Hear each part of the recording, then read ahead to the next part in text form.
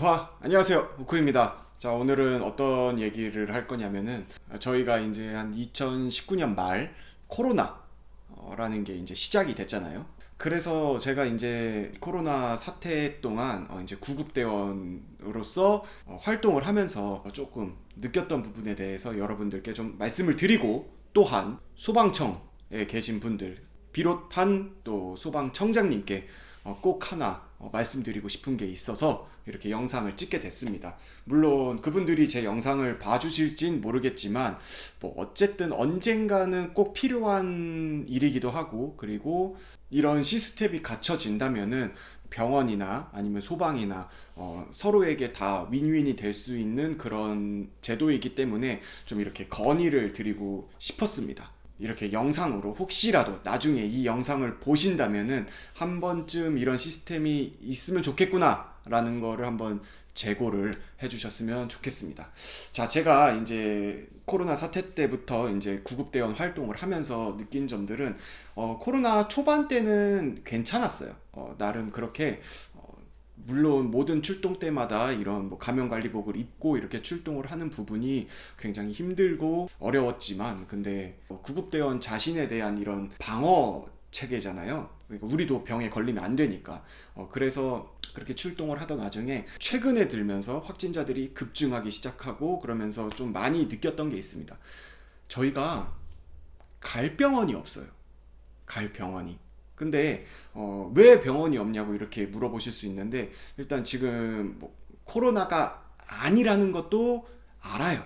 예, 저희가 출동 나가서 환자분들 만나면은 이분이 코로나가 아니고 다른 이유 때문에 열이 나고 다른 이유 때문에 기침이 난다는 거를 저희도 압니다. 근데 병원에서는 그런 관련 증상만 있으면은 무조건 격리실을 써야 돼요. 그러다 보니까 솔직히 병원에 격리실이 몇 개나 있겠습니까? 근데 이렇게 지금처럼 확진자들이 많아지고 환자들이 많아질 경우에는 이 격리실이 없는 거예요. 그래서 제가 한 번은 이분이 코로나가 아니라는 거를 알고 그쪽 관련이 아니고 다른 쪽 관련에 의해서 이 증상이 나오는 거를 알고 있지만, 이제 주변 병원부터 일일이 구급대원들이 하나하나 다 전화를 합니다. 가까운 병원부터 뭐 이제 충남 안 되면은 이제 대학병원까지, 뭐 천안 아산에 있는 대학병원까지 다 전화를 했는데 다 격리실 없대요. 그러면은 그나마 조금 더 가까운 이제 경기도 쪽에 또 전화를 합니다. 이게 뭐 한 라인도 딱히 없어요. 그냥 일일이 막, 저희도 막 가까운 병원들은 응급실 전화번호를 갖고 있지만 저희가 평소에 가지 않는 관 외에 있는 병원들은 전화번호도 없어요. 그래서 막 그냥 네이버에 찾아가지고 전화를 하는 거예요.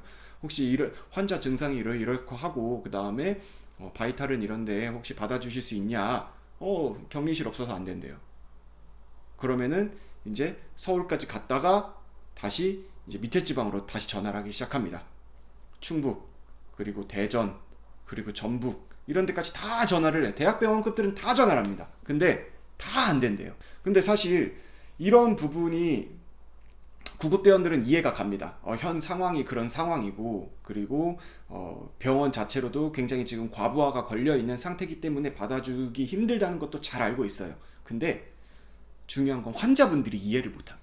하고 싶은 말은 뭐냐, 전국에 있는 이런 격리실이나 이런 것들을 조금 어플이나 일관적으로 바로 직관적으로 바라볼 수 있게 이렇게 하나 시스템을 만드는 게 어떤가라는 생각이 최근 들어서도 너무 강하게 들고 있거든요. 근데 그게 뭐 사이트가 있어요. 그거를 볼 수 있는 사이트가 있는데, 정부 기관에서 운영하는 사이트가 있는데, 그거를 핸드폰으로 또 일일이 찾아가지고 이렇게 보기가 너무 힘들어요. 근데 보건복지부랑 소방청이랑 이렇게 같이 협업을 해가지고 어플리케이션을 하나 만든다고 하면은 경기도에서는 지금 어느 병원에 음악 격리실이 몇 개가 남아있고, 또는 일반 격리실이 몇 개가 남아있고, 이런 거를 좀 직관적으로 볼 수 있는 이런 시스템을 하나 마련을 한다고 하면은 구급대원 입장에서도 환자분한테 이제 설명을 드릴 때, 지금 여기 보시는 이 통계처럼 현재 경기도, 뭐 충청도, 전라도 쪽에 격리병실이 없다. 그래서 만약에 이송을 해야 된다고 하면은 지금 저 멀리 있는 병원에 갈 수밖에 없다 라고 이렇게 좀 데이터를 보여드리면서 말씀을 드리면은 이게 좀 빨리 납득을 하시고 빨리 인정을 하시는데, 근데 저희가 계속 이렇게 말로만 이렇게 말씀을 드리면은 무슨 병원에서 환자를 안 받아요. 오히려 저희한테 썽을 내시는 거예요. 근데 저희도 답답한 거죠. 병원에서 안 받아주는데 우리가 어떻게 밀고 들어갈 수도 없고, 심지어 밀고도 들어가 봤어요. 밀고도 들어가 봤는데 병원 앞에서 5시간 동안 기다리다가 들어갔습니다. 격리실이 생길 때까지 기다리다가. 이런 게 조금 구급대원과 또 이렇게 소방청과 그리고 보건복지부가 좀 이렇게 협업을 해가지고 이렇게 좀 바로 직관적으로 볼 수 있는 이런 어플리케이션이나 그런 시스템을 만든다고 하면은 서로에게 얼마나 좋을까 라는 생각이 들어가지고, 왜 이제 와서 이걸 얘기하냐라고 말씀하시는 분들도 있으실 거예요.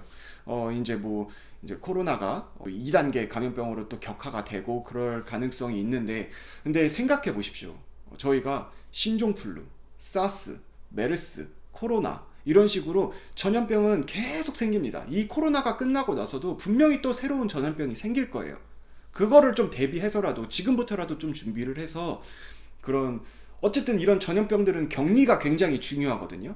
이런 격리가 가능한 병원, 그리고 현재 병상이 몇 개 남았는지 이런 시스템을 조금 더 구급대원들이 직관적으로 볼 수 있게 마련을 제도를 해주신다고 하면은, 우리가 출동할 때마다 일일이 막 병원마다 다 전화해가지고 이런 시간을 좀 더 줄일 수 있고, 환자분들을 조금 설득한 시간도 굉장히 줄일 수 있지 않나 라는 생각이 들어서 이렇게 영상을 찍게 됐고, 그런데 이 채널 영상을 보시는 분들이 우크가 얘기했던 시스템이 진짜로 생겼으면 좋겠다 라고 이렇게 좀 생각이 들면은, 앞으로 점차 또 새로운 시스템이 생기고 좀 변화하지 않을까 라는 생각이 들어서 이렇게 영상을 찍게 됐고, 이 영상을 보고 이게 조금 납득이 되신다고 하면은 조금 현장에 있는 구급대원들을 위해서라도 좀 그렇게 제도를 하나 마련해 주시는 게 어떨까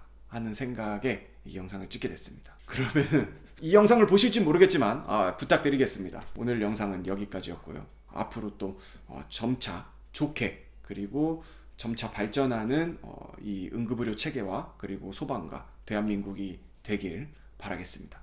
그럼 오늘 영상은 여기까지. 우바!